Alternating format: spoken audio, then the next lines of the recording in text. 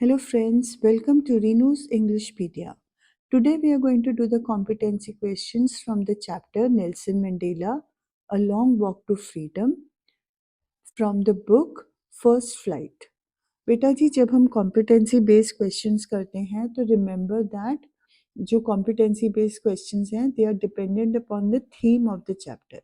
अगर आपको थीम पता है तो उस थीम को ही फॉलो करते हुए आपने कॉम्पिटेंसी क्वेश्चंस को अटेम्प्ट करना है।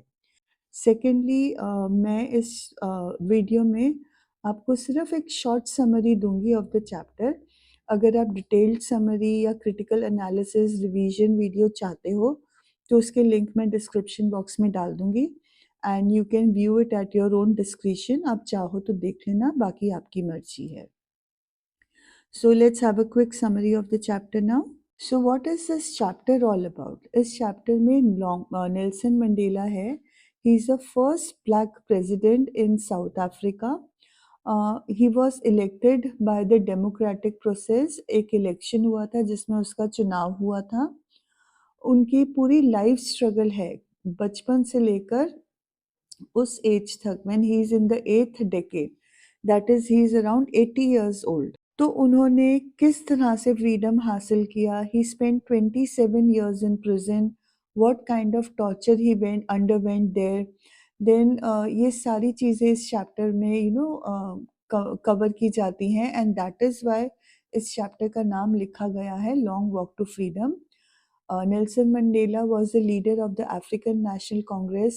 He was a freedom fighter who fought against apartheid.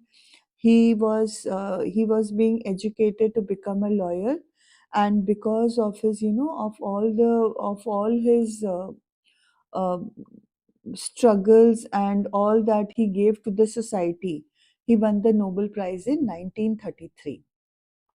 तो यहाँ पे अगर हमें नेल्सन मंडेला के कैरेक्टर के बारे में बात करनी है तो दो कैरेक्टरिस्टिक्स हैं जो एकदम उभर के आती हैं। It is that he is brave and courageous. Now let us talk about the theme and the message of the story. तो इस चैप्टर का थीम क्या है? That is freedom from racism. Freedom from any kind of discrimination is the central theme of the lesson.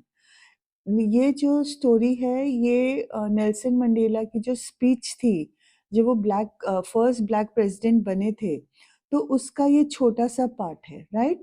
उस time तक, उन दिनों में जो व्हाइट स्किन्ड पीपल थे, they were the rulers of South Africa.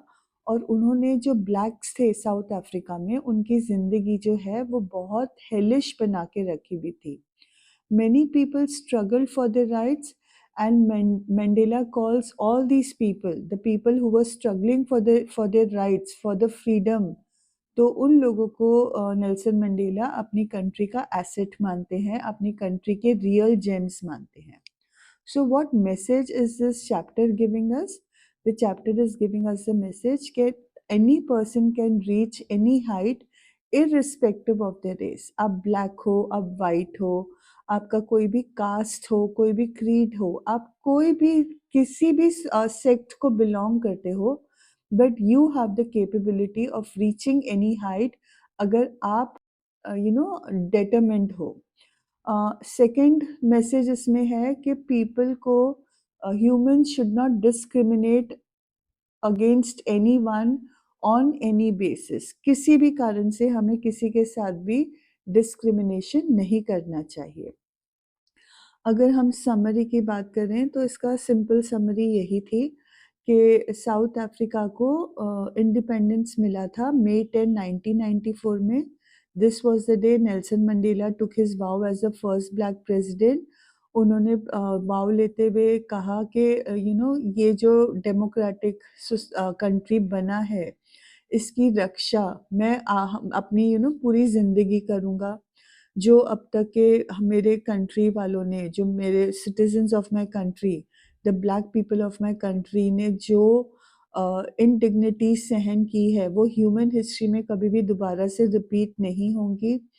And मैं नेल्सन मंडेला ने सारे डिग्निटरीज को थैंक किया who are arrived from different countries for celebrating their independence, for showing their support, right?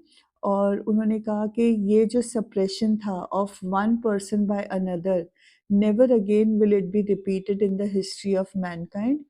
And यहाँ पे एक बात याद रखना कि उनको फ्रीडम फ्रॉम अपार्टेड मिला था, बट वाइट्स साउथ अफ्रीका छोड़ के नहीं गए थे. Both of them had decided, the black and the whites had decided to coexist together in South Africa, right? So this is the basic summary of the chapter. Furthermore ये जो lesson है, ये जो black heroes थे, जो patriots थे of South Africa, जिन्होंने relentless struggle किया था अगेंस्ट अपार्टेड, उनको ट्रिब्यूट भी देता है, राइट? हमें यहाँ पे डिस्क्रिप्शन मिलता है of the inauguration ceremony held at union buildings in Pretoria which was attended by politicians, right? Nelson Mandela is inauguration ceremony में he gives a message of peace and unity of mankind. वो बोलता है कि नया रजीम आएगा which will be based on equality of men and women. He hopes that in the new regime, there will be no exploitation. कोई भी किसी का exploitation नहीं करेगा, especially of man by man. And there will be no room for racism. There will be no room for segregation in the new order. तो ये lesson में Nelson Mandela ने अपनी लाइफ में क्या क्या सैक्रिफाइस किया to remove the social inequality is also an important part.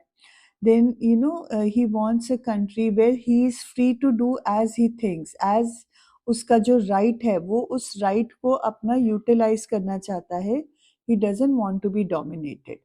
and he is talking about, जब वो अपनी inequality के बारे में बात करते हैं तो वो बोलते हैं कि इस इनइक्वालिटी को रिमूव करने के लिए हमें बहुत करेज और बहुत कुछ सैक्रिफाइस करना ही पड़ेगा. सो this is a very brief summary of a very great chapter. तो I've already told you कि detail is in description box. Anyways, इस चैप्टर में जो मेन कैरेक्टर्स आ रहे हैं, जो मतलब नेल्सन मंडेला के साथ उस इनॉग्रेशन सेरेमनी में थे, that is Mandela himself, his daughter Zenani, then Thabo Mbeki and Mr. de Klerk. They were the first and the second deputy president respectively. अच्छा, यहाँ पे और भी थीम्स हैं, that is the theme of freedom, humanity, fight for independence, dichotomy between the oppressor and the oppressed. Dichotomy between the oppressor and the oppressed का मतलब है जो उनका एक sadistic relation है between the oppressor and the oppressed. That is also one of the important themes of this chapter. अगर इस chapter की हम वैल्यूज़ की बात करें तो इसमें वैल्यूज़ हमें सिखाया जाता है that one needs to fight for independence, one should have humanity, one should be ready to sacrifice for the greater good, and finally आपको लेसन मिलता है that years of struggle may one day lead to success. So the very first question we need to understand is what is apartheid? Apartheid एक ऐसा political system है जो people को, जो लोगों को अपने रेस के हिसाब से सेपरेट करता है. साउथ अफ्रीका में दो रेसेस थे, एक ब्लैक लोगों का रेस था और एक वाइट लोगों का रेस था. और जो वाइट्स थे, they were in the dominant position. वो ब्लैक्स को बहुत बुरी तरह से टॉर्चर करते थे. So this system was the apartheid system. Next question is again a factual question. Where did the ceremonies take place? And can you name any public buildings in India that are made of sandstone? तो ये जो second part of the question है, ये सिर्फ आपके general information के लिए मैंने डाला है, बट अदरवाइज बोर्ड में ऐसे क्वेश्चन आए उसके चांसेस कम हैं. The board will not test you on questions regarding general knowledge, they will test you on your competencies. So where did the ceremonies take place? The ceremonies took place in the sandstone amphitheater formed by the Union buildings in Pretoria. Amphitheatre क्या होता है? It's an open auditorium kind of a thing. अगर आपने तारे ज़मीं पर देखा है तो जहाँ पे वो उन्होंने आर्ट फेस्टिवल लगाया था, बीच में स्टेज था नीचे जाकर, और जो बच्चे, जो ऑडियंस थी, वो स्टेयरकेस पे बैठे हुए थे. स्टेयरकेस ऊपर से नीचे आती है और बिल्कुल नीचे स्टेज बना हुआ होता है. So that is known as an amphitheatre. And the other buildings made of sandstone in India are, it is the Red Fort at Delhi, Hawa Mahal in Jaipur, Fatehpur Sikri in Agra, and Jaisalmer Fort in Rajasthan. तो ये actually आपके SST के answer के साथ ज़्यादा correlate करता है। Next question is again a very important question. How did Mandela's understanding of freedom change with age? जब नेल्सन मंडेला बच्चे थे तब उनके लिए फ्रीडम का मतलब क्या था, जैसे जैसे बड़े हुए फ्रीडम का मीनिंग उनके लिए कैसे चेंज हुआ। तो when Mandela was a child उनको ऐसे लगता था फ्रीडम अगर मिल जाए to run in the fields और टू राइड द बुल्स या to sleep under the stars, तो उनके लिए उतना ही फ्रीडम था, उनको उतना ही फ्रीडम चाहिए था जो उनको मिल रहा था। As long as he followed the rules of his tribe, he was free to do whatever he wanted to do. But जब वो स्टूडेंट बने तब he wanted the freedom to stay out at night, रात को friends के साथ बाहर रहना, पढ़ाई करना, जो मन में आए वो पढ़ना। So for him freedom at that point as a student meant the simple freedom of being given independence, independence from the strict rules of the family.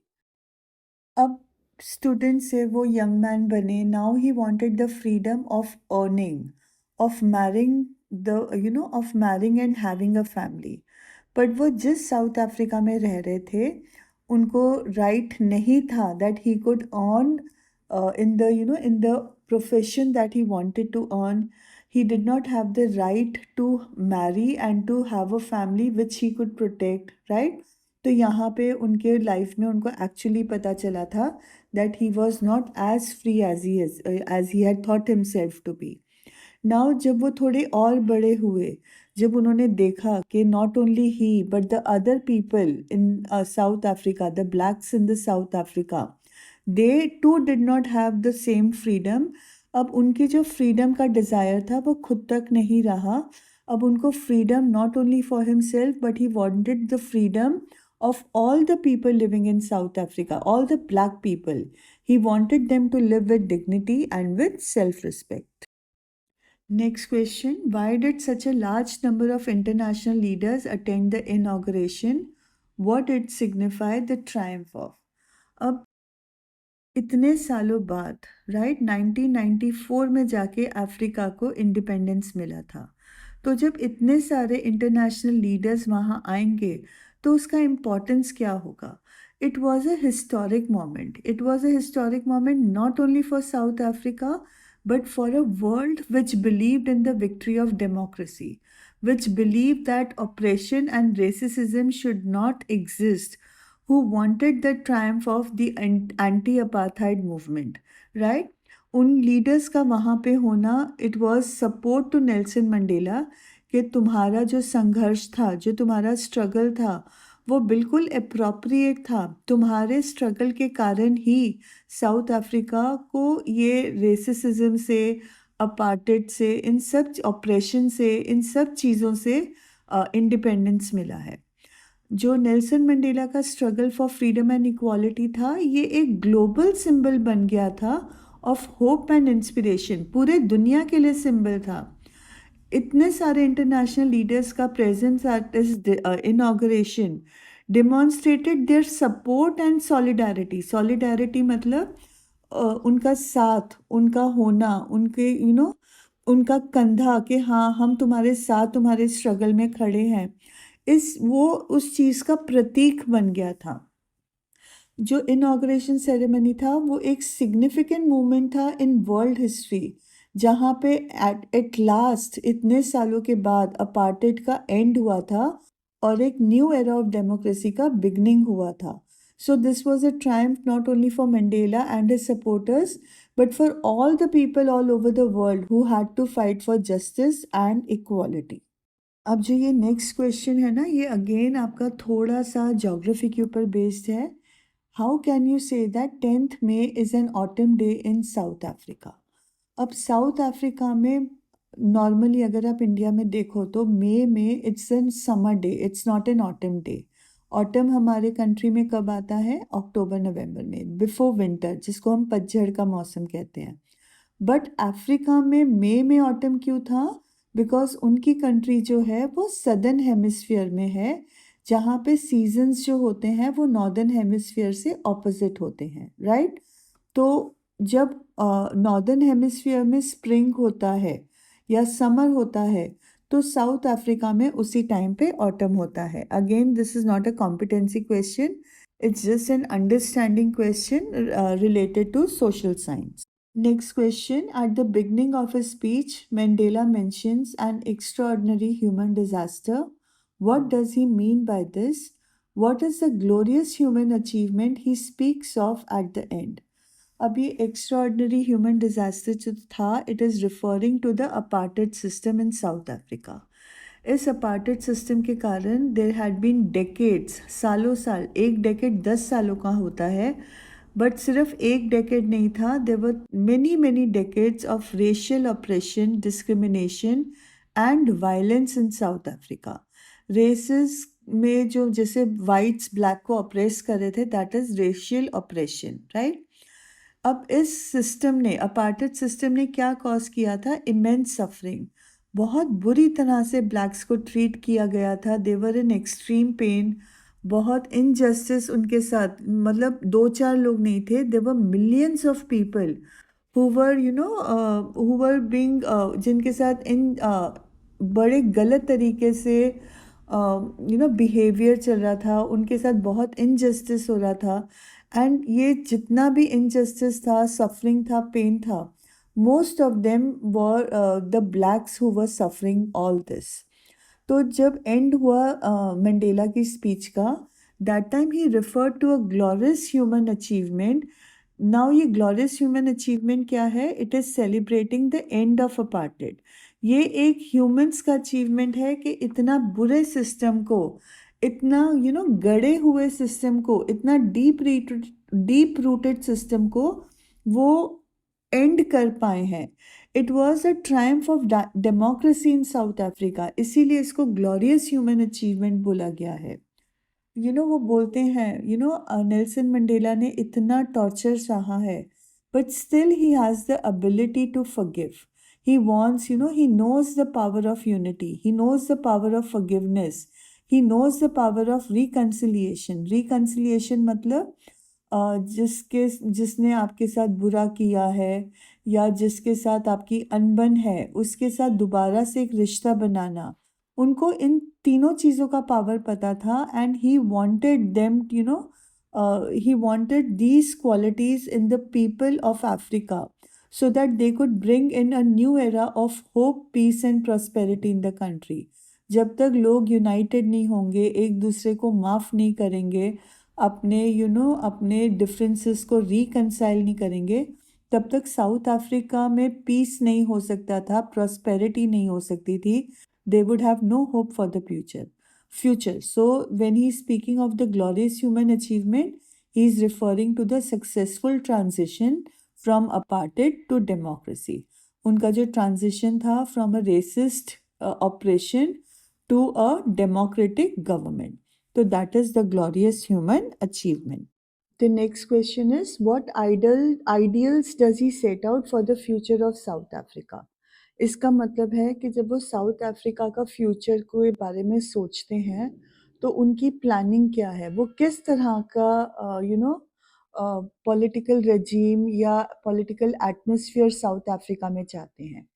तो अपनी स्पीच में नेल्सन मंडेला क्लियरली बोलते हैं कि उनको ऐसे आइडियल्स चाहिए which are based on principles of democracy, equality, justice and reconciliation. अब इसका मतलब क्या है? अगर हम इनको नंबर वाइज मेंशन करें, एग्जाम्स में प्लीज़ 1 2 3 4 नहीं लिखना, आपके मार्क्स कटेंगे. This is an English language. मैंने सिर्फ क्लैरिटी के लिए आपको 1 2 3 4 दिया है, so that you are easily able to retain it. Exams में 1 2 3 4 करके नहीं लिखना, please put it in paragraphs. तो उनके जो की आइडियल्स उन्होंने मेंशन किया है, the first one is unity. Nelson Mandela कहते हैं कि it is very important that all the south Africans they work unitedly towards a common goal. उनको एक common goal of building a prosperous and democratic society चाहिए. अगर this unity is going to be an end to division why, which was based on race, ethnicity और religion. जब तक ये division खत्म नहीं होएगा, तब तक unity नहीं होगी. Second ideal he mentioned is equality. उन्होंने कहा कि people in South Africa you know they he is stressing on the importance of equality. बोलते हैं साउथ अफ्रीका में चाहे आपका जो मर्जी रेस हो, जो मर्जी जेंडर हो, जो मर्जी सोशल सोशल स्टेटस हो, but you should have equality. अब अपार्टेड सिस्टम के अंडर क्या था, जो ब्लैक साउथ अफ्रीकन थे उनके पास कोई राइट नहीं था, कोई फ्रीडम नहीं था। बट नेल्सन मंडेला ने प्रॉमिस किया कि ऐसी सोसाइटी क्रिएट करेंगे where everyone, whether they are black और white, sorry they are treated fairly and with respect. अब थर्ड आइडियल उनका था जस्टिस। अब एपिटेट सिस्टम में क्या होता था, the blacks were not given any justice. जो वाइट्स थे वो इतने ऑपरेशन में उनको रखते थे कि उनको कोई अधिकार ही नहीं था, कोई जस्टिस नहीं था। वो अगर लॉ को भी अप्रोच करे तो भी उनको किसी भी प्रकार का जस्टिस नहीं मिलता था। बट नेल्सन मंडेला ने बोला कि अब हम एक ऐसा लीगल सिस्टम बनाएंगे विच इज़ फेयर। फेयर मतलब निष्पक्ष होगा, वो कहीं भी पार्शियल नहीं होगा। हम एक इम्पार्शियल सिस्टम बनाएंगे जो ह्यूमन राइट और ह्यूमन डिग्निटी को प्रमोट करेगा। फाइनली जो उनका आइडियल था दैट वाज रिकंसिलिएशन। रिकंसाइल करना, फॉरगिव करना is very important to heal wounds of the past. जो पुरानी चोटें हैं अगर हम उनको हील करना चाहते हैं तो हमें सामने वाले को माफ़ भी करना पड़ेगा और उसके साथ रिकंसाइल भी करना पड़ेगा। तो वो साउथ अफ्रीकन्स को कहते हैं कि एक दूसरे को गले लगाओ, पुरानी बातों को भूल जाओ and let's work together for a future where all can live in peace and harmony. अब इसी क्वेश्चन के से रिलेटेड आपका सेकंड क्वेश्चन भी आ जाता है, why were two national anthem sung. जो ब्लैक्स थे वो वाइट्स का नेशनल एंथम गा रहे थे और जो वाइट सॉरी वाइट्स जो थे वो ब्लैक्स का नेशनल एंथम गा रहे थे और जो ब्लैक्स थे वो वाइट्स का नेशनल एंथम गा रहे थे। अब ऐसा क्यों हुआ? It was it was to signify the end of apartheid. It was to signify that a new era has begun. This new era which has begun would be of democracy.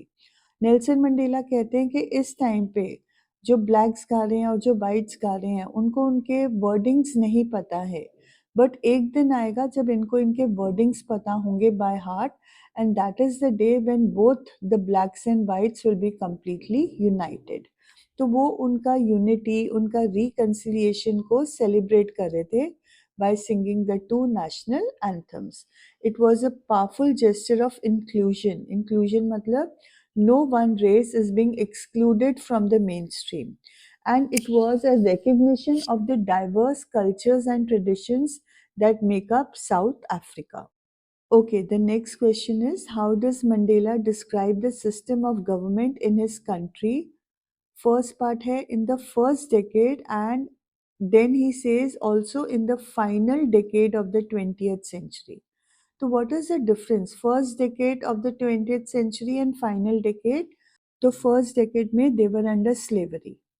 Nelson Mandela had been imprisoned. He was undergoing torture, right? उनका मतलब first decade में उनका जन्म हुआ था और final decade of the 20th century में उन he was around 80 years old at that time. तो ये इन 80 सालों में क्या डिफरेंस आ गया था अफ्रीकन गवर्नमेंट में, right? So in the first decade of this 20th century, South Africa was under the colonial rule of the British Empire. They had established a system of white minority rule. White जो minority में थे, they were ruling over the majority of the black Africans. इन्होंने ऐसी policies implement की थी जिससे जो black population थी दे वर बीइंग डिस्क्रिमिनेटेड अगेंस्ट। इस सिस्टम ये जो गवर्नमेंट थी ये रेशियल सेग्रीगेशन पे बेस्ड थी, ये डिस्क्रिमिनेशन पे बेस्ड थी और इस सिस्टम को एपार्टेड बोला जाता था, which we have already discussed. But in the final decade of the 20th century अब क्या हुआ, साउथ अफ्रीका में एक सिग्निफिकेंट ट्रांसफॉर्मेशन आया। अब वो racially segregated and oppressive system of government से डेमोक्रेटिव एंड इंक्लूसिव गवर्नमेंट में कन्वर्ट हो गए थे। It was in 1994, the last decade of the 20th century, जब सालों सालों के बाद साल कैसे गुजरे थे, विद स्ट्रगल, नेगोशिएशंस, राइट? इतने सालों बाद उस कंट्री में पहली बार डेमोक्रेटिक इलेक्शंस हुए थे और नेल्सन मंडेला उन डेमोक्रेटिक इलेक्शंस में he had been elected as the first black president of South Africa. तो ये जो गवर्नमेंट आई थी, जो न्यू गवर्नमेंट लास्ट डेकेड में आई थी, it was a government based on the principles of democracy, equality, justice, reconciliation and promotion of the well-being and dignity of all South Africans irrespective of their race or ethnicity. वो black हैं या white हैं, वो Africa के हैं या कहीं और के हैं, would not matter. Everyone would be treated with well-being and dignity. Everyone would have equal rights and justice. Next question is, what does Mandela mean when he says he is simply the sum of all those African patriots who had gone before him? What is the meaning of sum? Sum का मतलब होता है addition, सबका mail जोल करना, right? तो Mandela क्या कहना चाहते हैं जब वो अपने आप को बोलते हैं कि अब तक के जितने भी अफ्रीकन पेट्रियट्स थे, मैं उन सबको सम हूँ। तो ही मेंट दैट कि उनके जो लाइफ और अचीवमेंट्स हैं, वो उन लोगों के स्ट्रगल और सैक्रिफाइस के कारण पॉसिबल हुआ है, जो सालों साल से अफ्रीका के लीडर्स और एक्टिविस्ट रहे हैं, जिन्होंने कलोनियलिज्म, रेसिज्म और ऑपरेशन के अगेंस्ट स्ट्रगल किया है, सैक्रिफाइस किया है। कोई एक अदर अफ्रीकन लीडर नहीं था, but generations and generations of African leaders had fought against the apartheid system. Whatever achievement उनकी लाइफ के थे, they were all due to the struggles of these generation of African leaders. Mandela अपनी speech में अपनी success को, अपने position को as the first black president, वो बोलते हैं कि ये मेरा अचीवमेंट नहीं था, मेरे खुद के एफर्ट से नहीं था, बट ये एक कल्मिनेशन था एक बहुत लंबे बैटल का, एक बहुत लंबे स्ट्रगल का, जिसमें अकेला सिर्फ मैं नहीं था, बट मेरे साथ और बहुत सारे लोग थे। वो बोलता है कि ये जो अचीवमेंट है, it is because of the contribution of countless African patriots, जिन्होंने कलोनियलिज्म के अगेंस्ट फाइट किया, जिन्होंने अपार्टेड के अगेंस्ट फाइट किया, जिन्होंने इम्प्रिजनमेंट को इंडोर किया, not only imprisonment but even torture and persecution को इंड्योर किया। इन सब का जो कंट्रीब्यूशन है, it is because of their contribution that he is now seeing an Africa where blacks and whites have equal rights, where he has been given the opportunity to become the first black president. And thus he says that he is simply the sum of all those African patriots. Okay, next question में Mandela कहते हैं that his country's greatest wealth is its people and not the purest diamond. Justify his statement.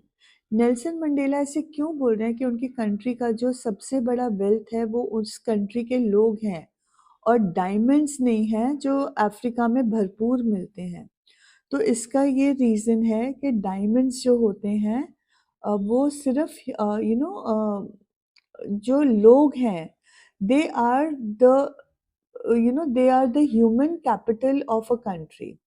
वो एक talented population है, वो एक diverse population है और ये population has the ability to really change the future of Africa. जो diamond है, जो दूसरे नेचुरल रिसोर्सेज हैं, वो वैल्यूएबल हैं, उनकी मटीरियलिस्टिक वैल्यू है, बट वो बहुत वो उनकी कैपेसिटी फॉर ग्रोथ नहीं है, उनकी कैपेसिटी फॉर इनोवेशन नहीं है जो ह्यूमन बींग्स कर सकते हैं। अगर हम एजुकेशन में, उनके हिसाब से अगर एजुकेशन में इन्वेस्ट हो, हेल्थ केयर में इन्वेस्ट हो, ह्यूमन डेवलपमेंट में इन्वेस्ट हो, तो उसके फार रीचिंग बेनिफिट्स होंगे, not only for individuals but for the entire society, for the entire country. वो जब कहते हैं कि मेरे लोग मेरी कंट्री का सबसे बड़ा वेल्थ है, तो वो रिकग्नाइज कर रहे हैं the value of human beings, the value of human capital. वो हाईलाइट कर रहे हैं कि it is important to invest in people and create an environment which is nurturing talent and potential. हमें डायमंड से ज़्यादा एक ऐसा एनवायरनमेंट चाहिए जहाँ पे ह्यूमंस को डिग्निटी मिले, जहाँ पे ह्यूमंस को नर्चर किया जाए, उनके टैलेंट, उनके पोटेंशियल को, ability to do many things, उसको नर्चर करना ज़्यादा ज़रूरी है। अगर ऐसा करेंगे then what will happen, there will be innovation, productivity बढ़ेगी तो इकोनॉमिक ग्रोथ होगा। और इसी के साथ साथ there will be an equitable and just society. Equitable मतलब all will be equal in society, and just का सोसाइटी का मतलब है there will be justice in the society. Next question, who according to Nelson Mandela is a courageous man? तो उसके उनके हिसाब से courageous man is not someone who doesn't experience fear, he is someone who doesn't give in to fear, he is someone who wins over fear. एक courageous man वो नहीं होता है जिसको कभी डर ना लगे, बल्कि करेजियस मैन वो होता है जो अपने डर के आगे घुटने ना टेके, जो डर को जीत ले, जो डर को हरा दे। That person is a courageous man. हाँ जी। Mandela feels that courage is a triumph over fear. How would you define courage in this context? Again पहले वाले क्वेश्चन के साथ ही मिला जुला है। करेज को कहा गया है कि अगर आप अपने डर से जीत जाते हो तो दैट इज एक्चुअल करेज। इसका मतलब courage can be defined as the ability to confront and overcome fear. आपकी एबिलिटी, आप अपने फियर का सामना करो, उसको ओवरकम करो। Not only fear but uncertainty, adversity, life में बुरे सिचुएशंस को ओवरकम करना, और एक बेटर गोल के लिए, एक ग्रेटर गोल के परस्यूट में हमेशा रहना, that is actual courage. Mandela के लिए courage was not the absence of fear but rather the willingness to face and overcome fear in the pursuit of justice and freedom. उन्होंने जस्टिस और freedom के लिए अपने डर को हराया, बहुत ऐसी बातें टॉलरेट की जो एक टाइम पे वो सोच भी नहीं पा सकते थे। उन्होंने बहुत कुछ सैक्रिफाइस भी किया। Courage involves a willingness to confront and challenge oppressive systems, structures, even when doing so may result in personal harm और सैक्रिफाइस। वो बोलते हैं करेज तब होता है जब आपके अंदर विलिंगनेस हो, जो ऑप्रेसिव सिस्टम्स है उनको कन्फ्रंट करके, चैलेंज करके चेंज करो, चाहे इसको करने में आपको बहुत ज़्यादा पर्सनल सैक्रिफाइस करना पड़े, आपको खुद को बहुत पर्सनल हानि हो, फिर भी आप करो, that is actual courage. Now, in the next question, we have been given a statement: a winner is a dreamer who never gives up. Now, you have to explain the given statement with reference to Nelson Mandela's dream. अब what is the meaning of the statement? A winner is a dreamer who never gives up. इसका मतलब है कि winner वो होता है जो dream करता है of achieving great things, right? He is driven by a powerful vision of his dream and is willing to persevere in the face of obstacles. जितने मर्जी ऑब्स्टिकल्स आए, सेटबैक्स आए, बट वो हार नहीं मानता है। वो लगातार, परसिवर का मतलब है हार ना मानना, लगातार लगातार आगे आगे बढ़ते चले जाना, राइट? तो जब आपके ड्रीम्स बहुत पावरफुल होते हैं तो आप कभी हार नहीं मानोगे, आप परसिवर करोगे, आप अपने ऑब्स्टिकल्स को फेस करोगे। जिंदगी में जितने सेटबैक्स आएंगे आप दोबारा दोबारा रेजिलिएंट होके खड़े होगे, so that your dream becomes a reality. अब ये सेंटिमेंट जो है वो नेल्सन मंडेला की लाइफ और उन्होंने जिंदगी भर जो काम किया है उसके साथ क्लोजली अलाइंड है। क्लोजली अलाइंड मतलब उसके साथ बहुत क्लोजली मेल खाता है। Nelson Mandela was a visionary leader. Visionary leader मतलब उनका एक विजन था फॉर साउथ अफ्रीका। अब क्या विजन था? That south Africa should be a free, democratic and equitable country. उन्होंने बहुत सारे चैलेंजेस फेस किए, including imprisonment, persecution. He was brutally treated, but he never gave up on his dream. He continued to fight for what he believed in, even when he thought it was impossible. Okay, the next question is Nelson Mandela speaks of twin obligations. Elucidate. Elucidate मतलब इसके बारे में बताओ. So the twin obligations are, one obligation is towards the society and one is towards the family. Obligation का मतलब होता है duty. कोई भी इंसान हो उसकी दो obligations होती हैं, एक सोसाइटी कंट्री की तरफ और दूसरी अपनी फैमिली की तरफ। नाउ इसी के साथ आपके नेक्स्ट टू क्वेश्चंस रिलेटेड हैं। What according to Nelson Mandela are twin obligations? ये मैंने बता दिया। Why do you think one should fulfill those obligations in a civilized society? Civilized society का मतलब होता है सभ्य सोसाइटी। अब ये ऑब्लिगेशन हमें क्यों फुलफिल करनी चाहिए? बिकॉज आपकी जो ड्यूटी है, आपका जो कर्तव्य है, वो तो रहेगा ही ना। सोसाइटी की तरफ आपका एक कर्तव्य है to be a responsible citizen, to work for the unity of the country, to work for the progress of the country. तो ये ऑब्लिगेशन आपकी मॉरल ड्यूटी है जो आपको पूरा करना ही है। सेकेंड ऑब्लिगेशन है आपकी एक फैमिली की तरफ, to look out for your family, to care for your family, to work for its safety. तो जब हम ये दोनों ऑब्लिगेशंस को अगर फुलफिल नहीं करेंगे, देन नॉट मतलब आपकी सोसाइटी भी सफ़र करेगी, आपकी कंट्री भी सफ़र करेगी और आपकी फैमिली भी सफ़र करेगी। अब सेकंड क्वेश्चन है यहाँ पे, were the people of colour मतलब the black people in South Africa able to fulfil these obligations? Give reasons to support your answer. क्या साउथ अफ्रीका के जो ब्लैक्स थे उनको ये ऑब्लिगेशन फुलफिल करने दिया जाता था? The answer is no. The black people under the white regime, they could not fulfill this obligations. अगर वो कंट्री की तरफ ड्यूटी करते थे तो उनको लॉलेस माना जाता था, उनको जेल में डाल दिया जाता था। तो वो फैमिली की तरफ जो उनकी ड्यूटी थी वो रह जाती थी।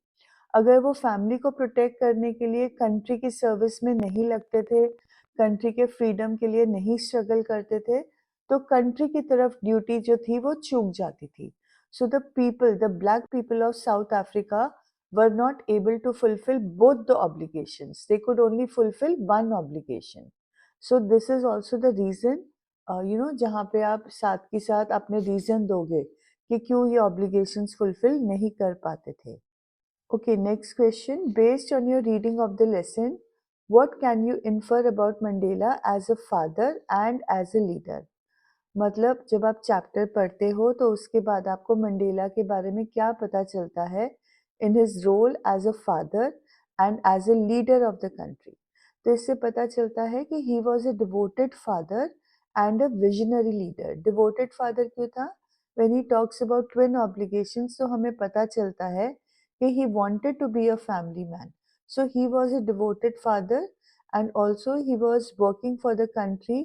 He had he had high hopes for the future of his country. तो वो visionary leader भी हैं. He was deeply committed to his family and he was also committed to the struggle for justice and equality. As a father, Mandela कैसे थे? He was affectionate and loving towards his children. जब वो बहुत देर के लिए अपने घर से दूर रहते थे, बिकॉज़ उनकी जो पॉलिटिकल एक्टिविटीज़ थी उनको हाइडिंग में जाना पड़ता था, उनको जेल जाना पड़ता था। तो इसके बावजूद भी उन्होंने अपनी जब भी वो फैमिली के साथ होते थे, वो उनके साथ अफेक्शनेट लविंग होते थे। जब फैमिली के साथ नहीं होते थे, he would miss them. Now as a leader Mandela was a unifying force. Unifying force मतलब वो एक ऐसा बैनर बन गए थे जिनके लोग आकर they would support each other, they would unite with each other. He had the ability to bring together people from diverse backgrounds. अलग अलग बैकग्राउंड से आए हुए लोगों को इकट्ठे करने की उनको अच्छे से हुनर था उनके पास। And he had perspectives, sorry, जो लोग डाइवर्स बैकग्राउंड से आए थे, जिनके डाइवर्स पर्सपेक्टिव से डाइवर्स सोच थी, उन सबको वो इकट्ठा कर पाते थे in the fight against apartheid. Nelson Mandela was a man of great conviction and principle. Great conviction and principle का मतलब होता है कि उनके जो बिलीफ्स थे, उनके जो आइडियल्स थे, वो बहुत स्ट्रॉन्ग थे और वो इन आइडियल्स के लिए अपनी फ्रीडम सैक्रिफाइस करने के लिए तैयार थे, एज लॉन्ग एज ये sacrifice would be for the greater good of his people. The black people of South Africa के को अगर बेनिफिट होगा उनके सैक्रिफाइस का, तो उनके लिए कोई सैक्रिफाइस बड़ा नहीं था फॉर दिस पर्पस। अब इस क्वेश्चन से जुड़ा हुआ नेक्स्ट क्वेश्चन है कि अगर आप मंडेला के पोजीशन में होते तो आप क्या करते? Would you have given preference to your family और to your country and why? मतलब अब आपको सोचने पे मजबूर किया जा रहा है कि आप ऐसा क्या करते।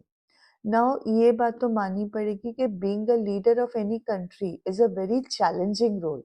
बहुत मुश्किल है, बहुत ऑब्स्टिकल से भरा हुआ है। इसको पूरा करने के लिए हमारे को बैलेंस करना पड़ता है अपनी डिफरेंट प्रायोरिटीज़ और रिस्पॉन्सिबिलिटीज़ को। बहुत मुश्किल है ये कहना कि हम इसमें अपनी फैमिली को प्रायोरिटाइज़ करेंगे या अपनी कंट्री को, क्योंकि दोनों ही अपनी-अपनी तरह से इम्पोर्टेंट होते हैं। अब in a country like India हम फिर भी अपनी responsibility as a leader and as a family member निभा सकते हैं, बट साउथ अफ्रीका में ये चॉइस बहुत डिफिकल्ट था, as I already explained in the twin obligations. या तो वो अपनी फैमिली की रिस्पॉन्सिबिलिटी निभा सकते थे या अपने कंट्री की, बट उनके लिए अपार्टेड को हराना, अपार्टेड को खत्म करना, वो एक बहुत बड़ा कॉज़ था। उस कॉज़ के आगे फैमिली का भी वैल्यू थोड़ा कम हो जाता था। And therefore he kept on working for a just and an equitable society. He kept on fighting against apartheid. अब इसके लिए अगर उनको फैमिली को सैक्रिफाइस करना पड़े या अपनी सेफ्टी रिस्क करनी पड़े, तो वो इसके लिए तैयार थे। Now it comes to you. अब जब आपने ये चीज़ एक्सप्लेन कर दी, तो आपको अपना पोजीशन बताना है। आपने यही कहना है कि जस्ट लाइक मंडेला, आप भी अपनी कंट्री को प्रायोरिटाइज करोगे over the needs of your family, because country will always have to come first than the family. We have to take into account जो सोल्जर्स हैं, जो हमारी आर्म्ड फोर्सेस हैं, वो यही कर रही हैं। वो अपनी फैमिलीज को सैक्रिफाइस करते हैं, फैमिली प्लेजर्स को सैक्रिफाइस करते हैं so that we can be safe, right? हमारी रिस्पॉन्सिबिलिटी जो है वो एज अ सिटीजन हायर होती है हमेशा as compare to the family. And this is आप अपना इसी तरह से रीजंस दोगे कि the country will always come first. Personal considerations के साथ अगर हम कंपेयर करें तो कंट्री हमेशा पहले आएगी। Okay, the next question is, what did being free mean to Mandela as a boy and as a student? How does he contrast these transitory freedoms with the basic and honorable freedoms? Or how did Mandela's understanding of freedom change with age and experience? इसका small part of the question हम already पहले discuss कर चुके हैं कि what did freedom mean to Mandela according to the different age groups. तो उसमें हमने देखा था कि बचपन में वो क्या सोचते थे, जब वो स्टूडेंट थे तो क्या सोचते थे, बट जब वो यंग मैन बने, जब वो पढ़ाई करना चाहते थे, जब वो शादी करना चाहते थे, तो उन्होंने रियलाइज़ किया कि वो अपने चॉइस ऑफ कॉलेज में नहीं जा सकते, वो अपना चॉइस ऑफ प्रोफेशन नहीं ले सकते। अगर वो शादी करते भी हैं, तो उनकी जो मैरिड लाइफ है वो कभी सेफ नहीं होगी, कभी सिक्योर नहीं होगी। तो उन्होंने एज अ बॉय मंडेला ने देखा कि he had the freedom, he had the ability to move about with fear. उनको कोई भी उनके विलेज में हरास करने के लिए या पुलिस उनको डिटेन करे, ऐसा डर नहीं था। जब वो ब्लैक लोगों के साथ ग्रो अप कर रहे थे, तब he was subjected to violence and discrimination जब वो थोड़े बड़े हुए, and he found that being able to move about freely was a rare and precious thing. Village में इतना ज़्यादा डिफरेंस नहीं नज़र आया था, बट जब वो पढ़ाई करने के लिए मतलब बाहर आए, तब उनको वो डिस्क्रिमिनेशन बहुत ज़्यादा विजिबली नज़र आने लगी। जब स्टूडेंट थे तो मंडेला के लिए फ्रीडम का जो टर्म था वो बहुत ब्रॉड टर्म था। उनको लगता था कि उनके पास अपनी एजुकेशन, अपने ड्रीम्स को परस्यू करने में कोई हिंड्रेंस नहीं आएगा, कोई प्रॉब्लम नहीं आएगा। और उनको लगता था कि education was the great pathway to greater freedom. Education से हमें फ्रीडम मिलेगा, सिर्फ मुझे नहीं, मेरी कम्युनिटी को। बट उनको धीरे-धीरे पता चला कि जो ट्रू फ्रीडम है, वो it is not a matter of being able to move about, खाली अपनी एजुकेशन परस्यू करना या इधर-उधर जाना, that was not true freedom. True freedom तो एक फंडामेंटल राइट है, जो हर इंसान को एन्जॉय करना चाहिए, irrespective of their race, religion और सोशल स्टेटस। उन्होंने देखा कि मेरे लिए जो फ्रीडम है, वो बड़ी ट्रांजिटरी फ्रीडम है। इधर-उधर मैं अपनी मर्ज़ी से जा सकता हूँ, ये काम मैं कर सकता हूँ, पढ़ाई चाहे मैं he wanted to be a lawyer, he was a lawyer in fact, कि मैं अगर लॉयर की पढ़ाई भी कर रहा हूँ, तो उससे मैं उस चीज़ को मैं कितना आगे तक परस्यू कर सकता हूँ। बट उनको ये धीरे-धीरे रियलाइज़ हुआ कि freedom as a fundamental right तो मेरी लाइफ में है ही नहीं। हमारे रेस को, हमारे the people of South Africa, the black people, they do not have any social status in the society. तो उनको रियलाइज़ हुआ कि ये फ्रीडम तो बहुत लॉन्ग और डिफ़िकल्ट जर्नी है, और ये अल्टीमेटली ये जर्नी वर्थवाइल होगी, अगर ये स्ट्रगल वर्थवाइल होगा, अगर इसके कारण we get a society which is just and equitable. Equitable मतलब जहाँ पे हर एक का स्टेटस इक्वल होता है। ओके, आपका जो नेक्स्ट क्वेश्चन है वो मंडेला की second ideology, the second most important ideology पे बेस्ड है। Question is, would you agree that depths of oppression create heights of character? इसका मतलब है कि अगर किसी को हद से ज़्यादा ऑप्रेस किया जाए, तो वो एक बर्थ होता है for the character, for a person who has a heightened sense of character, जिसके वैल्यू सिस्टम्स बहुत हाई होते हैं, जो बहुत तकलीफ सहकर एक राइट के लिए, अपने जस्टिस के लिए फाइट कर सकता है। तो इस आइडियोलॉजी को मंडेला ने कैसे इलस्ट्रेट किया है, ये आपने बताना है, and then you have to add your own examples to this argument. तो अगर आप मंडेला की लाइफ स्टोरी देखो, तो उनकी खुद की स्टोरी एक बहुत बड़ा एग्जाम्पल है। उन्होंने सालों साल, more than 20 years he was in imprisonment, he was harassed, he was discriminated against by at the hands of the apartheid government, that is the white government in South Africa. इतना harassment, इतना abuse के बाद भी he remained committed to his principles of justice, equality and freedom. वो सिर्फ black people का freedom नहीं चाहते थे, वो हर एक का फ्रीडम चाहते थे। जो मंडेला के प्रिजन के एक्सपीरियंसेस हैं, वो एक्चुअली उनके लाइफ के ट्रांसफॉर्मेटिव एक्सपीरियंसेस थे, क्योंकि प्रिजन में he had to confront his own fears, खुद के डर, खुद के वीकनेस को कन्फ्रंट करके अपना इनर स्ट्रेंथ उनको ढूंढना पड़ा, क्योंकि जो टॉर्चर उनके ऊपर किया जा रहा था, that could not be borne by a weak person. उस टॉर्चर को टॉलरेट करने के लिए आपको एक बहुत इनर स्ट्रेंथ की ज़रूरत थी, फिजिकल स्ट्रेंथ नहीं, एक स्ट्रॉन्ग इमोशनल स्ट्रेंथ की ज़रूरत थी। Because it then only, if you were strong emotionally, then you could continue to fight for what you believed in. अगर आप इमोशनली स्ट्रांग, या मंडेला अगर इमोशनली स्ट्रांग नहीं होते, तो he would have been broken, उनका जो फाइट था वो खत्म हो जाता। बट मंडेला ने अपनी सफरिंग के थ्रू एक डीप सेंस को डेवलप किया, the deep sense of empathy and compassion for others.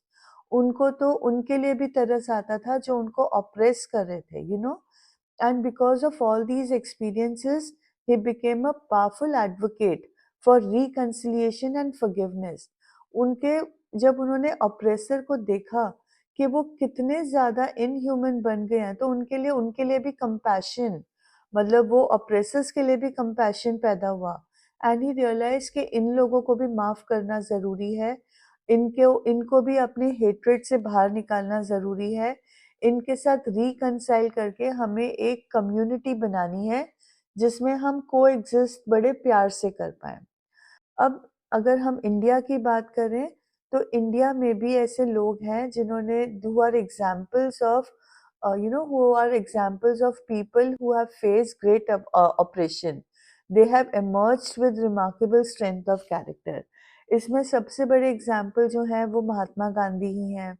Then there are many other examples, Subhash Chandra Bose, Bhagat Singh, ये सारे वो लोग हैं जिन्होंने बहुत ऑपरेशन फेस किया है, but they never gave up their fight. They continued to move forward till the last breath to fight for what they believed in. Right? इन्होंने imprisonment tolerate किया है, इन्होंने persecution at the hands of the British colonial authorities tolerate किया है। इस persecution, इस suffering के कारण उन्होंने deep commitment to a non violent, मतलब गांधी जी के बारे में बात करें तो उनका जो रेजिस्टेंस था वो नॉन वायलेंट था, He was fighting for social justice and he did inspire thousands of people. Bhagat Singh और सुभाष चंद्र बोस का जो रेजिस्टेंस था वो नॉन वायलेंट नहीं था, but at the same time they were standing up to people, they were fighting against oppression, they were fighting for their rights. तो आप उस तरह से उनका भी एग्जाम्पल कोट कर सकते हो, बट ऑब्वियसली गांधी जी उनके अबव आते हैं क्योंकि उनका जो रेजिस्टेंस था वो नॉन वायलेंट था। अब इसी एक्सप्लेनेशन से रिलेटेड आपका नेक्स्ट क्वेश्चन है, does Mandela think the oppressor is free, why not, why और व्हाई नॉट? क्या ऑप्रेसर फ्री है एक्चुअल में, रियलिटी में? The answer is no. तो अगर ऑप्रेसर फ्री नहीं है तो व्हाट इज बाइंडिंग हिम? वो किन जंजीरों में, किन चेन्स के अंदर बंधा हुआ है? तो वो अपनी नफरत में, अपने फियर में बंधा हुआ है। वो जब दूसरों को इंफीरियर समझता है, उनको अनवर्दी ऑफ इक्वालिटी समझता है, तो वो खुद को डिनाई कर रहा है the chance to live in a society that is truly free and open. Oppressor खुद की नफरत में इस तरह से घिरा हुआ है कि वो खुद भी लाइफ को एंजॉय नहीं कर पाता है। ही cannot live freely and openly. Now, next question is quite interesting. Create a questionnaire of the two most important questions that you would have liked to ask Nelson Mandela during an interview. Give your reasons for choosing those questions. ऐसे कौन से दो questions हैं जो आप Nelson Mandela से पूछना चाहोगे, और ये questions क्यों पूछना चाहते हो उसका रीजन बताना है। तो आपको एक क्वेश्चनर बनाना है। तो फर्स्ट क्वेश्चन होगा, what was the most difficult decision you had to make during your struggle for freedom and equality in South Africa, and how did you overcome the challenges associated with that decision? देखो ये question हम क्यों ढूंढ पा रहे हैं, because Nelson Mandela पहले ही बात करते हैं कि मैं एक फैमिली मैन था, मैं एक फ्रीडम फाइटर नहीं था, बट जब मुझे पता चला कि मेरी कंट्रीमैन जो हैं उनको फ्रीडम डिनाइड है, तो मुझे मेरी फैक्ट्री फैमिली लाइफ को सैक्रिफाइस करना पड़ा। तो जब उनका ये मेन आइडियोलॉजी है कि उनकी फैमिली को सैक्रिफाइस करना, तो हमारा यही क्वेश्चन बनना चाहिए कि उनका सबसे डिफिकल्ट डिसीजन क्या था और उन्होंने इस डिसीजन के कारण क्या-क्या फेस किया और उन चीज़ों को कैसे ओवरकम किया। Now, why did I choose this question? Because I believe it would provide valuable insight into Mandela's leadership style and decision making process. हमें पता चलेगा कि लीडरशिप का उनका स्टाइल क्या था, वो डिसीजंस कैसे लेते थे। जब हमें इस चीज़ की अंडरस्टैंडिंग होगी कि वो चैलेंजेस को कैसे फेस करते थे, कैसे अप्रोच करते थे, तो हमारे को उनकी लीडरशिप फिलॉसफी पता चलेगी और वो कैसे इतना रिमार्केबल सक्सेस उनको मिला, हमें उसका भी पता चलेगा। The second question that you can ask Mandela is, how do you see the future of South Africa and what steps do you believe are necessary to ensure continued progress and development in the country? अगर आप theme देखो तो theme में यही है, freedom from apartheid and development of South Africa.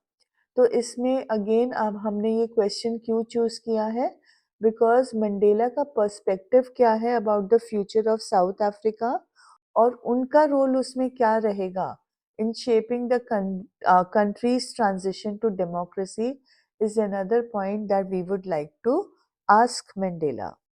Next question, you recently read a blog by your teen friend on freedom, my perception. You feel that your perception of freedom has seen a transformation after having read The Long Walk to Freedom. Now आपने करना क्या है, मतलब अभी तक आपको बोला गया क्या गया है, एक आपने अपने टीन फ्रेंड का, टीन फ्रेंड मतलब अ friend who is a teenager, उसका ब्लॉग पढ़ा है कि what is his perception of freedom, and along with that आपका perception of freedom had changed after you read The Long Walk to Freedom written by Nelson Mandela. अब आपने करना क्या है, आपने अपने फ्रेंड के साथ एक डायलॉग बनाना है, एक कॉन्वर्जेशन करना है where you explain your understanding of freedom. और ये आप कॉन्वर्जेशन, ये डायलॉग कैसे बनाओगे, उसका एग्जाम्पल आपको क्वेश्चन में दिया हुआ है। Friend will say, I think the freedom to watch TV for extended hours or choose the kind of programs I'd like to view is important. तो फिर आप उसका जवाब दोगे कि ये ट्रांजिटरी फ्रीडम है। What is more important? Freedom of the whole country, to work for the progress of the country. तो फिर भी आपको फ्रेंड आगे आपको फ्रेंड के व्लॉग में क्या लिखा हुआ है उसकी ये हिंट्स हैं, right? I still feel that restrictions are not required. I want my freedom, I am human too, am I not? तो हो सकता है आपका जो ऊपर वाला आंसर हो that should be based on restrictions, कि freedom doesn't mean you do what you want to do. In order to live in a lawful society कुछ रिस्ट्रिक्शंस इम्पोज करनी ज़रूरी होती हैं, जिससे कॉन्वर्जेशन, जिससे डायलॉग जो है वो डेवलप होगा। So let's look at a sample answer. तो आप आंसर में दे सकते हो कि जब आप जवाब दे रहे हो, फ्रेंड का तो सेंटेंस एज इट इज आएगा, उसके बाद आप क्या कह रहे हो? आप बोलोगे कि मेरा परसेप्शन चेंज हो गया है। अब फ्रीडम का मतलब ये नहीं है कि हम जो करना चाहें वो करें, बट हमें अपने एक्शंस के लिए रिस्पॉन्सिबिलिटी लेनी है। हमें अंडरस्टैंड करना है कि हमारे एक्शंस का इम्पैक्ट दूसरों पे क्या होगा। तो फ्रेंड आगे बोलेगा कि आप क्या कहना चाह रहे हो, what do you mean? Then you will give the example of Nelson Mandela that he fought for the freedom of his people from apartheid. But उसने he didn't just fight for the freedom, but he fought for the freedom to do whatever they wanted. He fought for the freedom, sorry, he didn't fight for the freedom to do whatever they wanted, but he fought for the freedom so that they could live with dignity and respect. हम जो करना चाहें सिर्फ उसकी freedom नहीं होनी चाहिए, हमें डिग्निटी मिले, हमें सेल्फ रिस्पेक्ट मिले। ये बहुत इम्पॉर्टेंट है इन अ फ्री सोसाइटी। हमारे को इक्वली ट्रीट किया जाए, ये बहुत इम्पॉर्टेंट है। अब इससे फ्रेंड का सेकंड डायलॉग आ जाता है कि रिस्ट्रिक्शंस आर नॉट रिक्वायर्ड। मुझे तो मेरा फ्रीडम चाहिए। क्या मैं ह्यूमन नहीं हूँ? ऑफ कोर्स, आप उसको बोलोगे कि यू आर, बट फ्रीडम जो है it comes with the responsibility. हमें हमारे एक्शंस के लिए रिस्पॉन्सिबल होना पड़ेगा। हमें अंडरस्टैंड करना पड़ेगा कि हमारे एक्शंस सिर्फ हमारे ऊपर इम्पैक्ट नहीं करते हैं, बट हमारे आसपास के लोगों पर भी उनका इम्पैक्ट होता है। कई बार हमारे पे रिस्ट्रिक्शंस लगाए जाते हैं हमारी खुद की सेफ्टी के लिए, for the greater good of society. Just imagine अगर रिस्ट्रिक्शन ना हो, if people are allowed to do whatever they want to do, just imagine the crime rate. लोग किसी के भी घर में घुस जाएंगे कि ये घर मेरा है। लोग किसी को भी पकड़ के बोलेंगे ये पैसे मेरे हैं। कोई किसी का कार रोके बोलेगा गाड़ी से उतरो, ये गाड़ी मुझे चाहिए। तो हमारी सेफ्टी के लिए रिस्ट्रिक्शंस होना ज़रूरी है। जब तक we are mindful, as long as we are mindful of our actions and their impact on others, then we can still enjoy our freedom while also respecting the freedom of others. अगर हम अपने actions का ध्यान रखेंगे, हमारे actions का impact दूसरों के ऊपर क्या है उसका ध्यान रखेंगे, तो हम सिर्फ ना अपनी फ्रीडम एंजॉय करेंगे, बट हम दूसरों के फ्रीडम के लिए भी रिस्पेक्टफुल होंगे। So restrictions at some level by the government, by the society are important. Okay, the next question is, after having read the lesson on the oppression that communities faced in South Africa, you were deeply hurt. You could also relate to the struggles and hardships of millions of Indians who fought against the oppressive British rule. अब ये क्या है? Extrapolation beyond the text है। India ने भी slavery tolerate किया है, India भी ऑप्रेसिव ब्रिटिश रूल के अंडर 200 इयर्स रहा है। जब आपने नेल्सन मंडेला का चैप्टर पढ़ा, तो उनकी कम्युनिटी ने ऑपरेशन को किस तरह से फेस किया, उनके ऊपर क्या-क्या ब्रूटैलिटीज़ हुए, उसको पढ़ के आप डीपली हर्ट थे। फिर आपने वो एक्सपीरियंस को अपनी कंट्री के एक्सपीरियंस के साथ कोरिलेट किया, एंड आप जो फ़ील कर रहे हो उससे रिलेटेड आपको डायरी एंट्री लिखनी है। Right a diary entry expressing your feelings about the operation faced by people in there homeland. अपने ही होमलैंड में रहकर, अपनी ही कंट्री में रहकर लोग कैसे ऑप्रेस्ड होते हैं, उससे आपको क्या फील होता है, उससे रिलेटेड डायरी एंट्री लिखनी है। डायरी एंट्री में मैं हर बार कहती हूँ कि कोई फॉर्मेट नहीं है, it's an informal piece of writing, but at the same time certain things like date, day and time and at the end your name are important. तो आप डायरी एंट्री शुरू कैसे करोगे? Do you feel happy thinking of oppression or do you feel sad? Obviously you feel sad. तो वहीं से आपकी line शुरू होगी, My heart is filled with sadness as I think of the oppressed who had to tolerate the inhuman attitude of the oppressors in their own land. But यहाँ पे याद रखना कि जब आप अपनी फीलिंग्स लिख रहे हो तो अपने चैप्टर के साथ उस आंसर को कोरिलेट ज़रूर करना है और you will lose marks.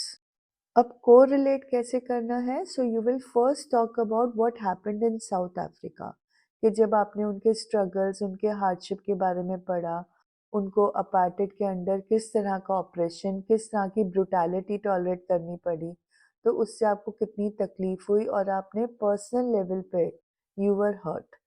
And then आपने कोरिलेट करना है to your experience of India, कि इंडिया में भी काउंटलेस इंडियंस जो थे, they faced a similar plight during the oppressive British rule. फिर आपने अब जनरल बात करनी है कि कितना मुश्किल होता है इमेजिन करना, कितना दर्दनाक, हार्ट ब्रेकिंग होता है to imagine how people were denied even their basic human rights. They had to fight just for their right to live with dignity. India की अगर आप फाइट देखो तो India was also fighting to live with dignity. हमारे देश में कम कहानियां, there are too many stories of discrimination, violence and segregation. And आपको इस थॉट को आगे लेके जाना है। हम इतना वायलेंस, इतना ऑपरेशन, डिस्क्रिमिनेशन ह्यूमंस कैसे कर सकते हैं? We are supposed to have a higher order of brain, we are supposed to be more empathetic. हम कहते हैं कि हम जानवर नहीं हैं, हम इंसान हैं। Then how can we be more cruel than animals? Animals किसी को मारते हैं तो just because they are hungry, just because they are annoyed जाके वो किसी को मारते नहीं है। But Indian, sorry I mean humans में ये चीज इतनी ज्यादा क्यों है that they can become so cruel कि वो विदाउट एनी राइम और रीजन किसी को हार्म करते हैं। बट इस हार्म के साथ there is another side to the story. जिन इंडियंस के ऊपर ऑपरेशन हुआ था, जिनके साथ डिस्क्रिमिनेशन हुआ था, उन्होंने रेजिलियंस दिखाया बार बार। उनको मारा गया बट वो हर बार गिरने के बाद खड़े उठते थे, with courage and determination, just like the people in South Africa. उनका, नेल्सन मंडेला का unwavering spirit, his never ending struggle for freedom of his people, ये बातें जो हैं ये हर किसी को इंस्पायर करती हैं। हमें इन सारी बातों से पता चलता है कि operation is not a thing of the past.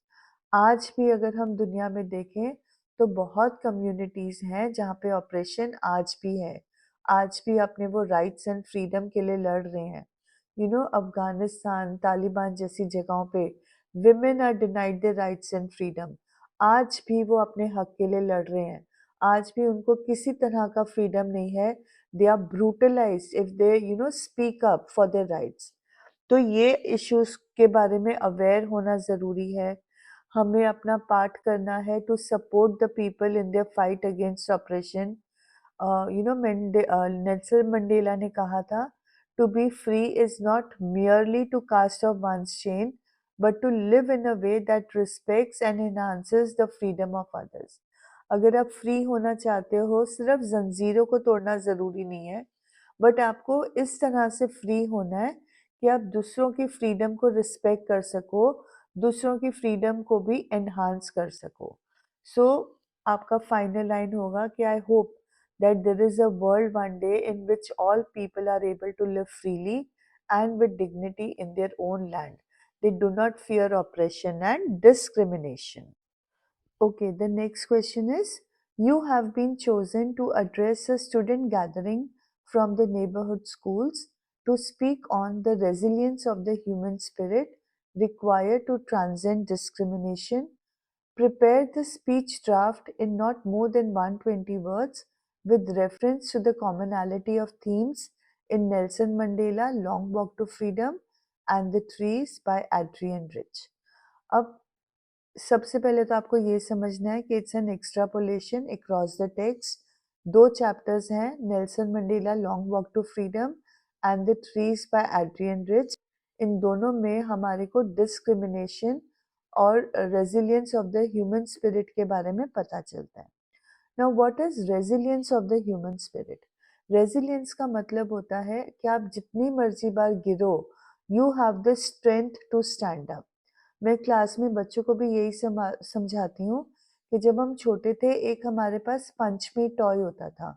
हम उसको जितनी बार भी मुक्का मारते थे, we used to punch that toy, वो नीचे गिरता था और दोबारा खड़े हो जाता था। That is known as resilience of the human spirit. हमें भी जितने भी ऑब्स्टिकल्स आए, हिंड्रेंस आए, हम हमेशा उनको बर्दाश्त करके दोबारा खड़े होते हैं। और ये रेजिलियंस बहुत इम्पॉर्टेंट है अगर हमें डिस्क्रिमिनेशन को खत्म करना है। अब इस टॉपिक पे आपको एक स्टूडेंट गैदरिंग को एड्रेस करना है। स्टूडेंट गैदरिंग कहाँ से है? जो आपके नेबरहुड में स्कूल्स हैं, वहाँ से बच्चे आएंगे और आपने उनको एड्रेस करना है। एड्रेस करना मतलब उनको स्पीच देना है। अब स्पीच के लिए आप मटेरियल कहाँ से उठाओगे? You will find the similarities in both the chapter of Nelson Mandela and the Trees by Adrian Rich. अब ये स्पीच ड्राफ्ट कैसे शुरू होगा, इसका भी आपको हिंट उन्होंने क्वेश्चन में दे दिया है। Good morning, everyone. Today I'd like to discuss two pieces of literature that offer a powerful insight into the resilience of the human spirit required to transcend discrimination. फिर आप अपने सारे पॉइंट्स लिखोगे and then finally आप उसको end कैसे करोगे? To conclude I'd like to say that, फिर आप फाइनल कंक्लूजन बोल के लास्ट में थैंक यू लिखोगे। तो आप देख रहे हो कि format of a speech has been included in the question itself. Okay, अब इस आंसर को लिखने के लिए हमें इस आंसर को 3 पार्ट्स में डिवाइड करना पड़ेगा। First part is transcending discrimination. Mandela ने डिस्क्रिमिनेशन को ट्रांसेंड कैसे किया था? He talks about his own experience of discrimination और कैसे उनको और डिटर्मिनेशन आया। फिर वो किस तरह से एम्फसाइज करते हैं कि it is necessary to move beyond the divides जो रेस, जेंडर और क्लास क्रिएट करते हैं। उसी तरह से रिच की पोएम जो है वो भी एक्नॉलेज करती है कि the trees are a metaphor for the women, the oppressed women. तो एड्रियन रिच की पोएम में भी हमारे को पता चलता है कि this is a fight of women against discrimination. जैसे ट्रीज का ग्रोथ इंसान रोकना चाहता है, उनको फॉरेस्ट से अप्रूट करके अपने घर में प्लांट करता है, तो वैसे ही the open world is denied to the women. उनको घर की 4 दीवारियों में बंद किया जाता है। जैसे trees grow from the earth and reach for the sky. तो उसी तरह से विमेन जो हैं वो भी अपने पास्ट में रूटेड हैं, but they are striving for a better future. They are trying to break free from the chains of oppression and discrimination. मतलब both Mandela and the trees, which is a metaphor for women, they are fighting against the chains of oppression and discrimination. उनकी जो struggle है वो continuous struggle रही है। Now with this we come to the second theme, the efforts involved in achieving equality. Nelson Mandela ने कम effort किया है कि बहुत ज़्यादा एफर्ट किया है? तो हमारे को समझ में आता है कि इक्वालिटी अचीव करने के लिए बहुत हार्ड वर्क करना पड़ता है, बहुत सैक्रिफाइस करना पड़ता है। नेल्सन मंडेला की भी इतनी आर्डस जर्नी रही है। आर्डस इज ARDUOUS। आर्डस का मतलब है लॉन्ग एंड डिफिकल्ट जर्नी रही है, और ये जर्नी में उनको प्रिजन में भी रहना पड़ा। बट ही रियलाइज कि फ्रीडम का मतलब सिर्फ फिजिकल चेंज तोड़ना नहीं है, but one also has to break the mental chains. On the other hand, Adrian Rich is speaking of the effort that is required by the trees, that is required to protect the trees from discrimination. उनको nature में वापस जाने के लिए कितना मेहनत करना पड़ा उनको अपने patriarchal, trees are a metaphor for women. तो जब पेट्रियार्की मीन्स द मेन, उनको कट डाउन करती है, उनको उनके नेचुरल ग्रोथ से अप्रूट करके अपने घर के अंदर चार दीवारी में बंद करती है, तो विमेन इसके बावजूद ग्रो करते हैं, फ्लरिश करते हैं। उनका कभी भी एफर्ट इन अचीविंग इक्वालिटी खत्म नहीं होता है। आप पोएम में देखोगे that they are reaching for the glass ceiling, they are trying to break down the glass ceiling. Break down the glass ceiling का मतलब होता है to break the oppression, they are striving towards equality. तो trees भी symbolise करते हैं tenacity and determination of women to rise above the circumstances and claim their rightful play in society. Tenacity का मतलब होता है कि आप उस चीज को किसी भी हालत में छोड़ते नहीं हो। आपने जो एक बार ठान लिया, आप उसको पूरा ही करके रहोगे। अगर आप ये सोच रखते हो तो आप टेनाशियस हो, राइट? तो विमेन को भी टेनाशियस बोला गया है। इसी आंसर का थर्ड थीम है resilience of the human spirit. Resilience I already explained, तो आप इसी चीज को यूज करके आप थर्ड थीम बनाओगे। दोनों मंडेला ने और विमेन ने they have faced many challenges, right? और दोनों के ही works long walk to freedom and the trees जो है वो इस चैलेंज को कैसे उन्होंने ओवरकम किया उसको शोकेस करते हैं। They are showcasing the resilience of the human spirit. जो मंडेला का परसिवरेंस था, अनवेवरिंग डिटर्मिनेशन था टू फाइट अगेंस्ट डिस्क्रिमिनेशन, इतनी एडवर्सिटी के बावजूद वो कभी उन्होंने हारा नहीं, ही केप्ट ऑन फाइटिंग। तो वो चीज़ हमें भी इंस्पायर करती है कि हमें ऐसे ही करना है।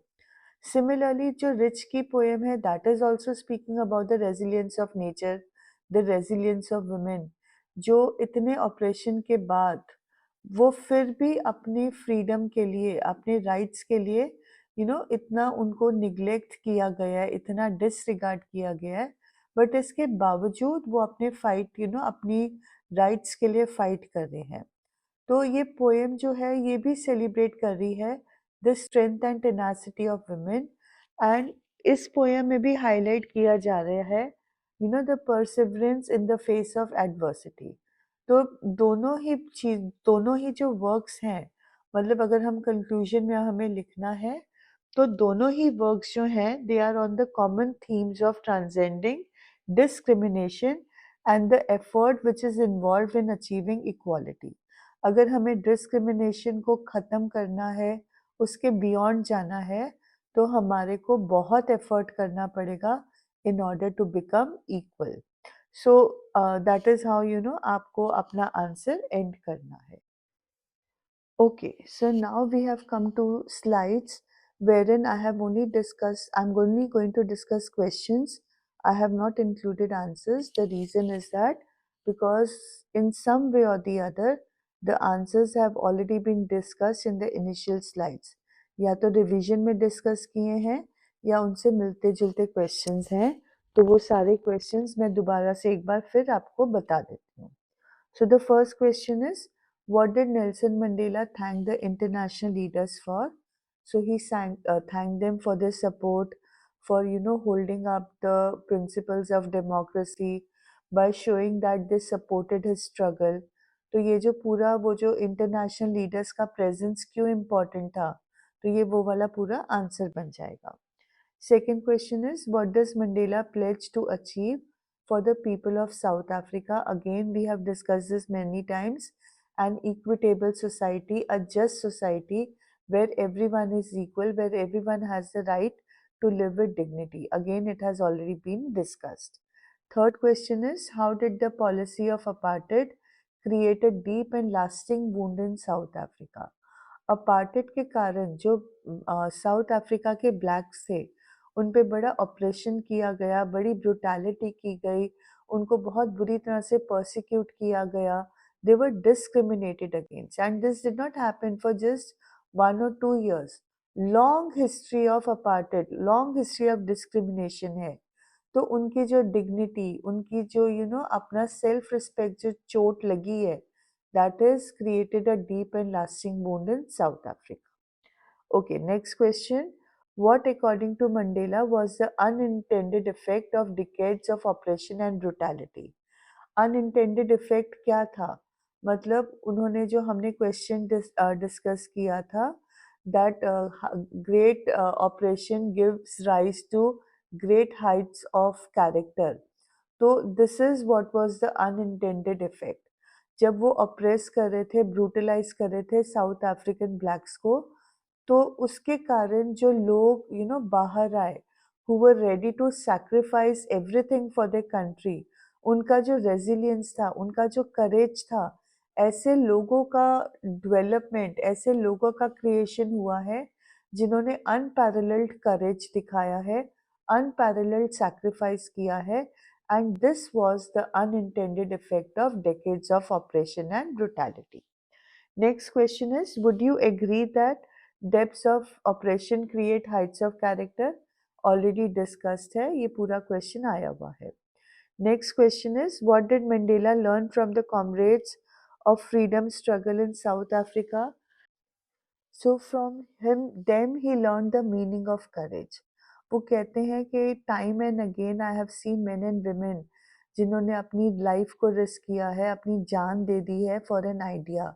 दे हैव शोन रेजिलियंस, उन्होंने इतना ब्रुटैलिटी टॉर्चर किया है विदाउट ब्रेकिंग. उनसे मुझे पता चला है that courage is not the absence of fear but the Triumph over it. The brave man is not he who does not feel afraid, but one who conquers that fear. Okay, next question is, how does Mandela justify that loves come more naturally to the human heart than its opposite? Illustrate with the help of an example. So, this is the point where he's talking about his experience in the jail. वो कहते हैं कि कोई भी इंसान जब पैदा होता है तो वो किसी से नफरत करते हुए नहीं पैदा होता है, वो अपनी लाइफ में नफरत करना सीख रहा है. और अगर वो नफरत करना सीख सकता है तो प्यार जो ज़्यादा नेचुरल है उसको सीखना तो और भी आसान होगा. देन ही टॉक्स, वहाँ पे वो एग्जाम्पल देते हैं कि जब प्रिजन में सबसे बुरा टाइम था, सबसे ज़्यादा ग्रिम टाइम था, जब होप बिल्कुल ख़त्म हो रही थी, तब उस टाइम पे वो किसी ना किसी गार्ड की आंखों में एक ह्यूमैनिटी का ग्लिमर देखते थे, just for a minute second के लिए. बट वो ग्लिमर जो था वो उनके लिए काफ़ी था टू कीप हिम गोइंग. वो ग्लिमर उनको रीअश्योर करता था कि अच्छाई ख़त्म नहीं हुई है, people still have the ability to love. So that is the example that is given in the chapter. Next question is, what were the different types of freedom Nelson Mandela speaks about? Explain with instance of each type. Already हमने ये question पूरा कर लिया है. Okay. Third question, why according to Mandela should the oppressor be liberated just as surely as the oppressed? Again, it has been discussed because the oppressor is also bound in chains of hatred. वो इतनी ज़्यादा नफरत करता है कि वो खुद भी आराम से जी नहीं सकता है. तो इसलिए अगर हम ऑप्रेस्ड को लिबरेट करना चाहते हैं तो उतना ही ज़रूरी है कि ऑप्रेसर को भी उसकी हेट्रेड से, अपनी नफरत से आज़ाद किया जाए. Next question is, how did Mandela's hunger for freedom change his life? अब ये जो क्वेश्चन है ये थोड़ा लॉन्ग क्वेश्चन में चला जाएगा. फ्रीडम ने उनकी लाइफ को कैसे चेंज किया, आपको रिमेंबर करना है that he was a man who loved his family. He was a man who wanted to follow the laws of his country. But freedom के लिए उनको क्या करना पड़ा? नेल्सन मंडेला जो थे, he was not a very bold man. He describes himself as a frightened young man. तो बोलते हैं कि ये फ्रीडम स्ट्रगल ने मेरी लाइफ को एनिमेट किया, मुझे ट्रांसफॉर्म किया from a frightened young man into a bold man. बोलते हैं कि ये फ्रीडम स्ट्रगल ने एक लॉ अबाइडिंग अटॉर्नी को एक क्रिमिनल बना दिया, एक फैमिली लविंग हस्बैंड को एक ऐसा इंसान बना दिया who did not have a home. It forced a life loving man to live like a monk. तो ये सारी चीजें आपकी बुक में ही कोटेड है. This is how the freedom struggle, the hunger for freedom change Nelson Mandela's life. Next question is, man's goodness is a flame that can be hidden but never extinguished. Illustrate this statement with the help of an example. अब ये जो question है ना, ये हमारे resilience के बारे में बात कर रहा है कि आप किसी को जेल में रख सकते हो, आप उसको छुपा के रख सकते हो, आप उसकी फ्लेम को दबा के रख सकते हो, बट आप उस फ्लेम को बुझा नहीं सकते हो। वो रेजिलियंस की बात हो रही है। अगर इस लाइन को आपको अच्छे से एक्सप्लेन करना है तो आप ये कह सकते हो, these lines mean that each human being has a light and fire of goodness in him. This light may remain burning at a very low intensity, but it can never completely burn out. It cannot be extinguished. ये जो lines है Nelson Mandela की, ये बड़ी optimistic हैं, बड़ी inspirational हैं। ये हमारी रेजिलिएंट स्पिरिट की बात करते हैं। मतलब नेल्सन मंडेला ने खुद ने, मतलब जब ये एग्जाम्पल दे रहे हैं तो हमें नेल्सन मंडेला का एग्जाम्पल देकर इस आंसर को चैप्टर के साथ रिलेट करना है कि खुद Nelson Mandela was a flame that was hidden in jail for many years, but उनका जो स्पिरिट है it kept on working for the freedom of his country. He did not give up in spite of facing so much of brutality. It was a long struggle for freedom, but finally उनकी ये जो journey थी ये कामयाब हुई. The flame, the desire for freedom could not be extinguished. Okay, the next question is, you have read the story about Nelson Mandela in your textbook First Flight and the struggle of the people of South Africa. Mandela draws our attention to the meaning and importance of freedom and leading a life with freedom. He states that freedom comes with responsibilities. Explain in your own words how freedom and responsibilities go hand in hand. ये हमने एक दूसरे format में question किया है, where you are having a dialogue with your friend. उसने एक tin magazine में एक ब्लॉग लिखा था, तो उसके ऊपर what is meant by freedom and responsibility, ये बात मैं ऑलरेडी समझा चुकी हूँ कि there are certain rules and regulations that have to be followed by every man. Freedom does not mean that you do just what you want to do. Freedom and respect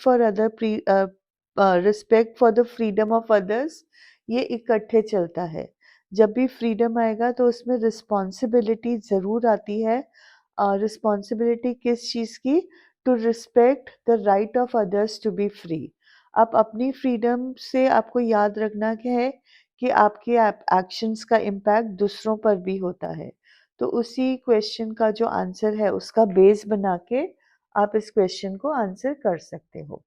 Next question is, your teacher organized a mini debate competition in class on the topic courage, wisdom and generosity are the only attributes of a remarkable leader. Now write the debate script with 2 points to supplement your stand, either as a proposition speaker or as an opposition one. पहले तो ये question बच्चों को डरा देगा क्योंकि उनको debate लिखना नहीं आता है, right? Then what are the features of writing a debate? बेटा जी, डिबेट होता है where you are justifying your stand. आप जो सोचते हो उसके लिए आप वैलिड रीजंस देते हो, आप सामने वाले को कन्विंस करने की कोशिश करते हो कि जो आप बोल रहे हो वो सही है.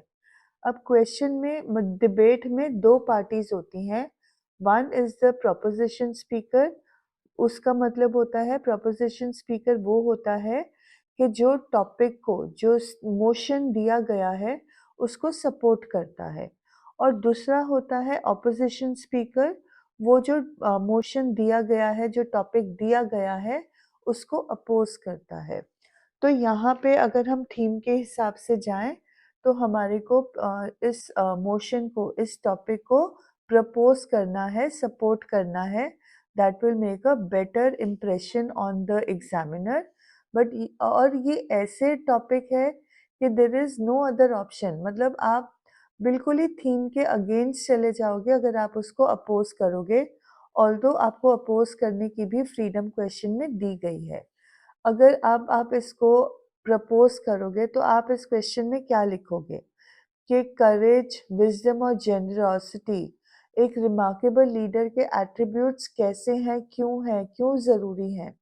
अगर लीडर करेजियस नहीं होगा तो वो decisions which are going to help the countrymen वो कैसे लेगा? विज़डम ज़रूरी होती है to take the right decision. आपने सिर्फ लोगों मतलब एक आधे पर्सन का या एक आधे कम्युनिटी की भलाई नहीं देखनी होती है, आपने पूरे कंट्री की भलाई देखनी है, मतलब उनके लिए पूरे कंट्री के लिए सोचना है, तो one needs to be wise when taking decisions. Then generosity of spirit, खुद को सैक्रिफाइस करना, अपनी फैमिली को सैक्रिफाइस करना, अपने अपनी अपने रिश्तों को सैक्रिफाइस करना, ये तभी पॉसिबल है अगर आप में जेनरोसिटी ऑफ स्पिरिट हो। और जो वर्ल्ड लीडर्स होते हैं उनको बहुत कुछ पर्सनली सैक्रिफाइस करना पड़ता है। तो मेरे हिसाब से तो आपको प्रोपोजिशन स्पीकर बनना चाहिए and you talk about the attributes of courage, wisdom and generosity which are truly the character traits of a remarkable leader. Okay, going on to the next question. Struggles teach us many lessons. With reference to the times you struggled with mastering a skill or learning a concept, write about the lessons you learned. Again इस question में बच्चे chapter के साथ correlate नहीं करेंगे। आपको बताना है कि जो फ्रीडम फाइटर्स हैं, नेल्सन मंडेला है, उन्होंने अपनी लाइफ में कैसे स्ट्रगल किया, स्ट्रगल से उन्होंने क्या क्या लेसन सीखे, फिर आपने कोरिलेट करना है with your struggle to learn a skill, to learn a concept, to master a skill. कि अगर आपको इंग्लिश में प्रॉब्लम आ रही है उसके लैंग्वेज में, एक्सप्रेशन में, तो आपने कैसे एफर्ट किया, कंटिन्यूस रीडिंग किया, बहुत सारा राइटिंग प्रैक्टिस किया, आपको बहुत कम मार्क्स मिलते थे बट आपने रेजिलियंस दिखाया, you did not give up, you started participating in many competitions, orator बनने की आपने कोशिश की, and that is how you were able to master the skill of becoming a good speaker. तो इस तरह से आप इस क्वेश्चन को आंसर करोगे। Next question is, freedom is inconsequential if it is behind bars of prejudice and narrow-mindedness. How would you explain this statement? Support your answer with suitable examples from the real world. ये basically जो oppressor होता है उसके ऊपर ये है कि अगर मतलब अगर एक बंदा अपने प्रेजुडिस के अंदर घिरा हुआ है, नैरो माइंडेडनेस के अंदर घिरा हुआ है, हेट्रेड के अंदर घिरा हुआ है, तो वो फ्री कैसे हो सकता है? उसकी जो फ्रीडम है वो इनकॉन्सिक्वेंशियल है, उसका कोई मतलब ही नहीं है। तो आपने जो नेल्सन मंडेला के स्टेटमेंट्स हैं about the importance of freeing the oppressor, उस आंसर को यूज करके इस आंसर को लिखना है। ओके, जो ये नेक्स्ट क्वेश्चन है, after having read the lesson on the oppression that communities faced in South Africa you were deeply hurt. ये ऑलरेडी क्वेश्चन मैंने पहले टोटलिटी में डिस्कस कर लिया है, so I will not repeat it again. Let's go on to the next question. Prejudice based on race and color or any other reason cause profound hurt. Write about any one character from the chapter in First Flight who was subjected to such prejudice. Discuss the consequences of this prejudice for the character. तो अब यहाँ पे अगर हम prejudice देखें तो who underwent prejudice? Obviously the blacks of South Africa. तो इस तरह से आप चैप्टर को क्वेश्चन के साथ कोरिलेट करोगे। प्रेजुडिस का मतलब होता है डिस्क्रिमिनेशन, मतलब आप किसी के लिए जजमेंटल हो जाओ और उसके रेस और कलर को लेकर you find reasons to hate that person, you find reasons to discriminate against that person.